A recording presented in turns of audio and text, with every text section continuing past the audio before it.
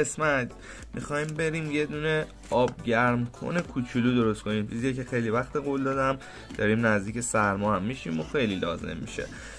و اینکه ببینید یه چیزی هم اولش بگم، المنتی که من دارم استفاده میکنم خب یه المنت تک کوچیکه، قشنگم آبو داغ میکنه.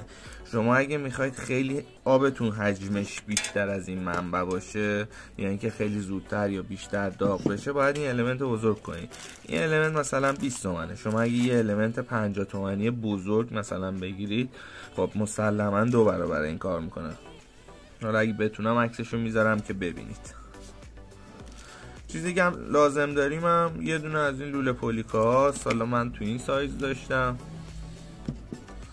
یه دونه شیر آبه، من این مدل رو میزنم به خاطر اینکه هم بتونیم بهش لوله بزنیم، هم بتونیم شیر بزنیم، هم بتونیم چند تا کار دیگه بکنیم.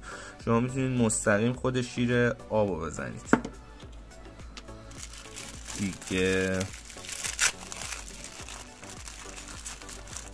2 تا LED هم آوردم، یه قرمز و یه سبز، یه 2 تا مقاومت 10 کیلو اوم هم آوردم. خب 2 تا هم از این دایره ها از خود همین بریدم، یعنی یه مقدارش رو بریدم با حرارت صاف کردم، 2 تا در آوردم. شما 3 تا لازم دارید، من چون لولم کوتاه بود 2 تا در آوردم. حالا میگم چیکار میکنم. شما 3 تا در بیارید، این که اصلا میخواید بیشتر هزینه بکنید قشنگتر بشه، اصلا در پوش این سایز رو بگیرید. و اولین کاری که میکنم 2 تا سوراخ این وسط میزنم به اندازه پای این. اگه 2 تا المنت استفاده میکنید، یکی بالا یکی پایین، بعد مثبت و منفیاشو به هم دیگه وصل بکنید به این شکل. گشادش هم نکنید، یه سوراخ کوچیک بزنید، یه چیزی که به زور رد شه، بعد آروم گشاد کنید.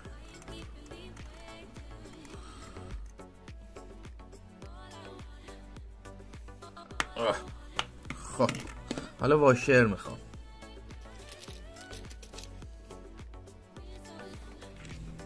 واشر نازک تموم کردیم.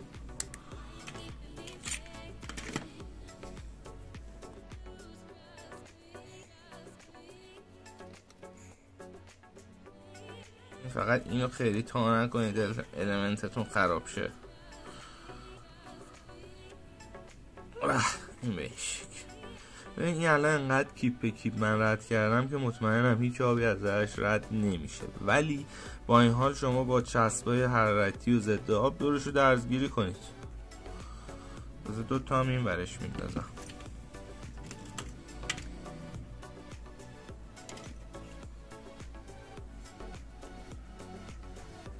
خب 2 تا واشر انداختم زیر، 2 تا هم انداختم رو.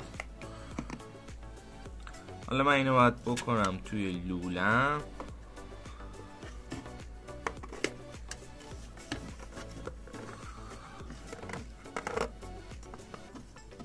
یه 2 سانت 3 سانت فاصله داشته باشه، لب به لب نزنید.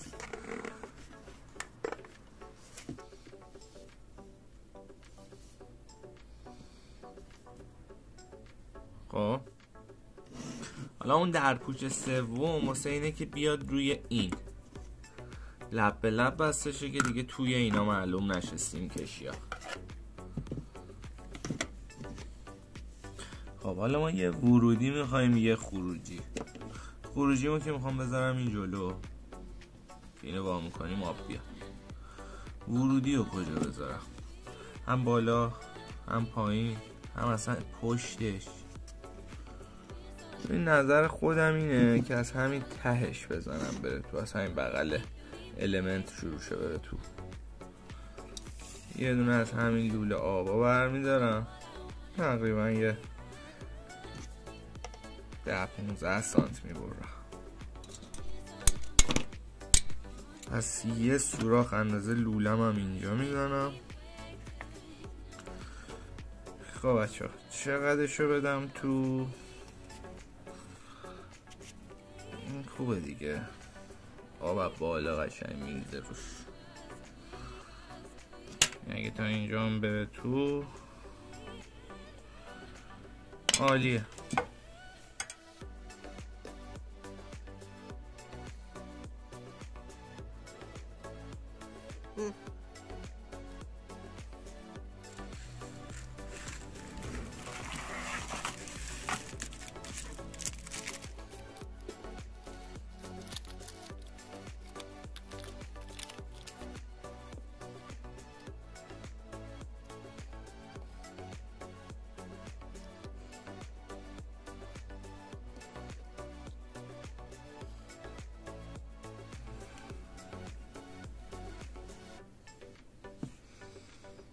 لوله چه کثیفه.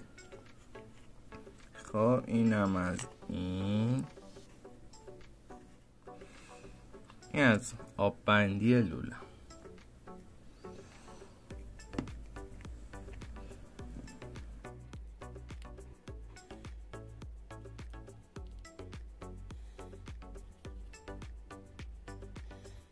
این بعد که خوش بشه این ورش هم آب بندی میکنم. راستی ما یه دونه کلید قطع و وصل هم میخواییم بچه. یادم رفت. یا بذار یه کاری کنم. این مقاومت از یه مقاومت 33 کیلو میارم. 2 تا هم دیود 4007.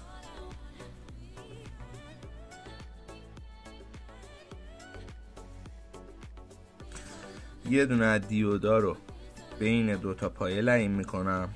پایه دیودیم که خط داره میزنم به طرف مثبت لیدیم.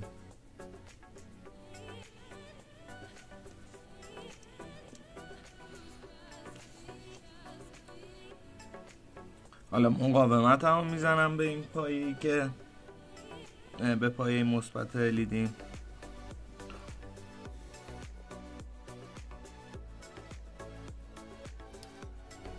بعد دوباره طرف منفی این یکی دیودم هم میزنم به مقاومت. به این شکل بچه. حالا اینا الان شما میتونید دو شاخه هر چیزی که برق 220 داره بهش وصل کنید. میتونید شب خواب درست کنید، میتونید تو مدار استفاده کنید، هر کاری میتونید کنید. یه وارنیش هم بندازید و حواستون باشه برق داره دیگه.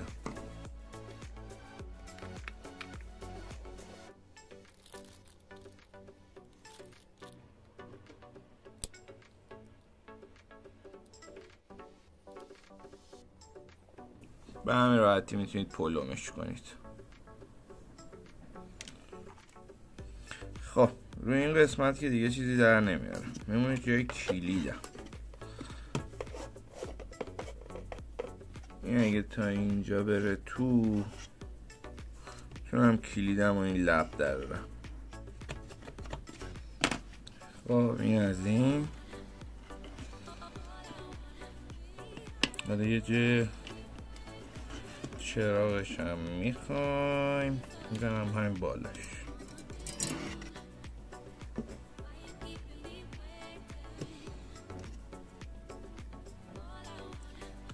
خب ببینم کلیدم رو جا میندازم.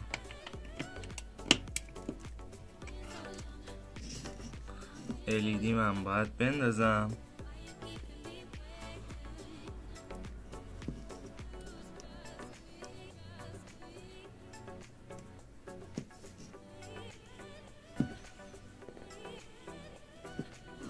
این کلید LED ما الان نمیزنم، در میارم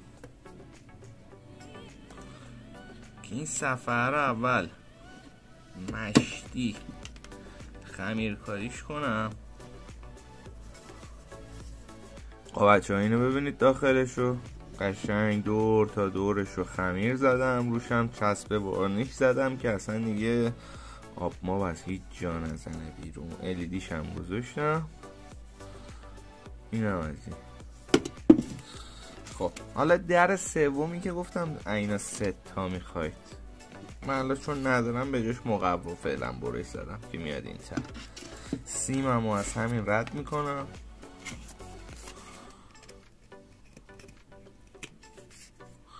به این شکل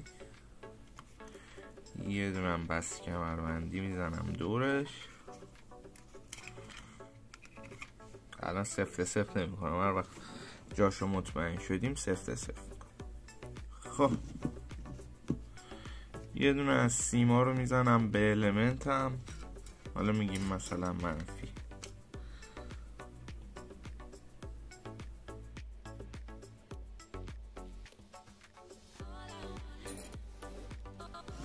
کلیدم هم جا میندازم.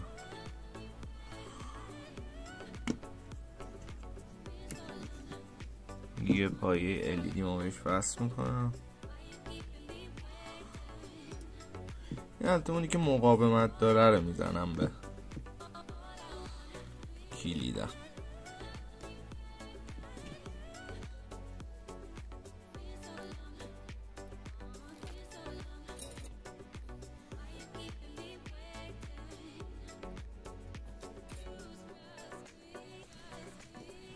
یه تیکه سیم از این مقاومت میارم به این یکی پایه، یه سیمم از این ور کلید میاد میخوره به این پایه.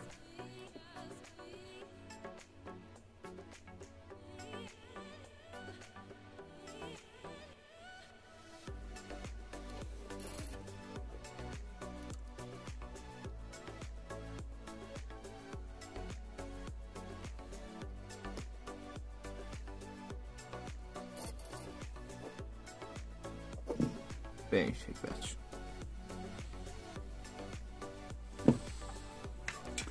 خب حالا قبل از اینکه ببندیم بریم یه تست بگیریم. خب ببینید بچه الان زدمش به برق خاموشه. به من از اینکه کلیدمو بزنم میبینید که LED مون داره با برق 220 کار میکنه. اینکه چشمک میزنه به خاطر دوربینه و اینا صافه. این هم که داره دود میکنه میبینید بوگن میده. باید آب بریزیم که دود نکنه. خب این هم از این. حالا این در پوش رو میبندم.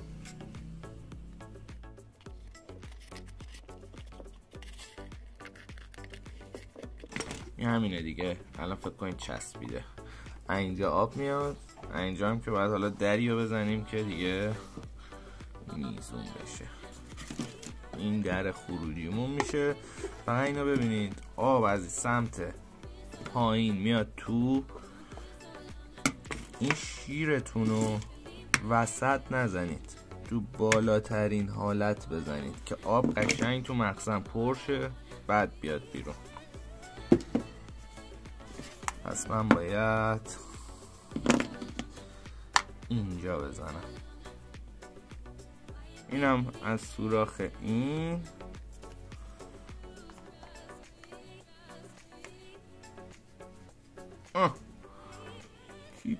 کیپ.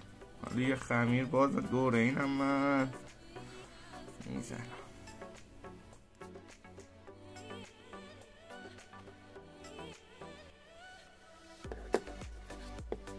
اینم که خوش بشه تموم دیگه کارمون. در پوششو میبندیم و یه خمیرم این جلو میگیریم و تمام به این شکل میذارم. اینجا هم خمیر میگیرم و این میشه از کار ما. بعد میتونید حالا با یه اسپری برچسب چیزی هم رنگ بزنید. اینجا ورودی آب، موقعی که پر شد کلیدو میزنیم. اینجا هم که خروجیمونه. با یه دونه از این بستای دیواری هم اینجوری میزنیدش مثلا نیم دایره به دیوار. خب بچه از اون جایی که ما دیوارا رو تازه کاشی کردیم، سوراخ میزدم، جرم میدادم، کشتم اینجا. یه دونه هم شیلنگ رو بردم وصل کردم به اینجا. اوکی. حالا من الان شیر رو که وا بکنم آب میاد داخل این، شروع میشه گرم شدن. اول یه ذره شیر رو وا میکنیم.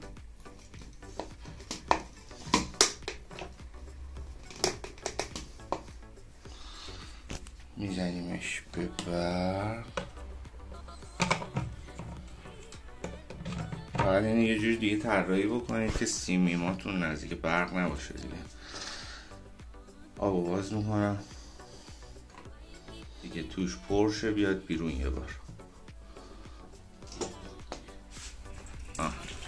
خب اوکی شد.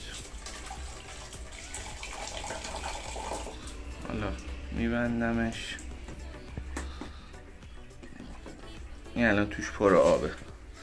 دکمه‌ش رو میزنیم روشن میشه.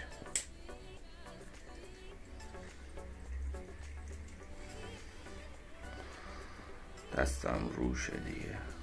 داغشه میفهمم. داره گرم میشه. خب حالا موقعی که این قشنگ گرم شد شیرمون رو وا میکنیم که آب را بیفته. بعد اینو حالا به اندازه مورد نیازتون وا میکنیم. الان داغ داره میشه.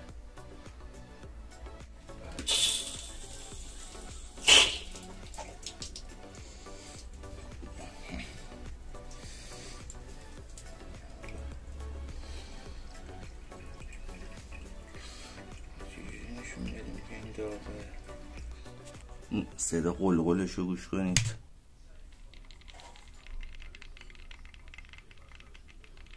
میشنوی چه قلی داره میزنه؟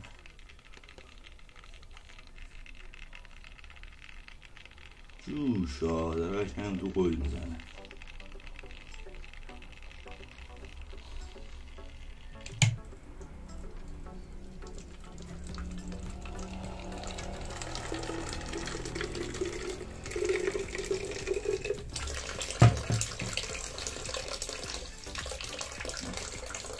ببینید چه عرقی کرد.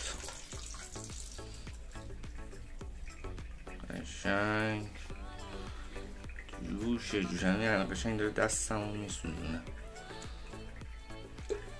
خب بچه اینم از این. دقیقاً به همین روش شما سماور برقی هم میتونید درست بکنید. حالا توی ویدیو فکر کنم براتون توضیح دادم، ولی اگه نشد اونم بعداً درست میکنم.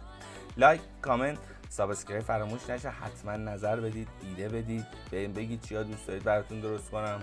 و اگه از این ویدیوهایی که مشکوکید بهش که میشه یا نمیشه هم حتما برام بفرستید. مراقب خودتون و خانواده‌هاتون باشید. فعلا خدافظ.